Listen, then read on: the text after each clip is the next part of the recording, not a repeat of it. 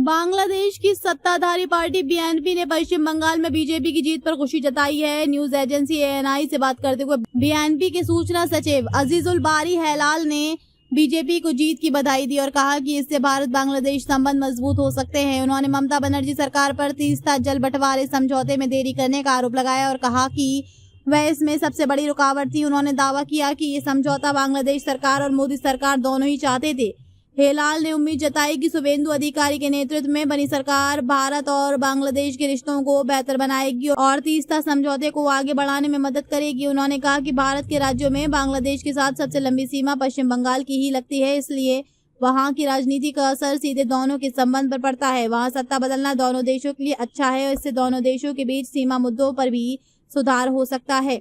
तीस्ता नदी हिमालय के पाहुनरी ग्लेशियर से निकलती है। ये सिक्किम से पश्चिम बंगाल होते हुए बांग्लादेश जाती है और बाद में ब्रह्मपुत्र में मिल जाती है। ये नदी कुल 414 किलोमीटर का रास्ता तय करती है। इस नदी से बांग्लादेश के 2 करोड़ और भारत के 1 करोड़ लोगों का जीवन यापन जुड़ा है।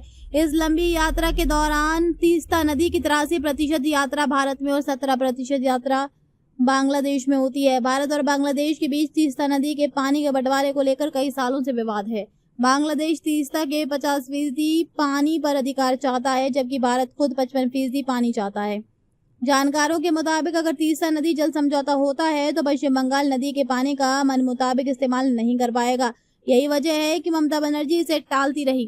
कर्ज से जूझ रहे पाकिस्तान ने 50 साल बाद फिर से दूसरे देशों को शराब बेचना शुरू कर दिया है। देश की इकलौती लोकल कंपनी मरी ब्रूअरी ने अप्रैल 2026 में ब्रिटेन, जापान, पुर्तगाल और थाईलैंड जैसे देशों को बियर और अन्य अल्कोहलिक ड्रिंक्स एक्सपोर्ट की है।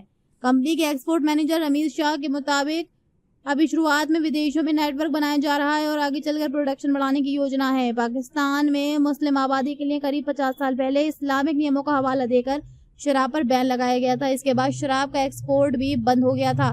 हालांकि पाकिस्तान में गैर मुस्लिमों के लिए कुछ छूट थी।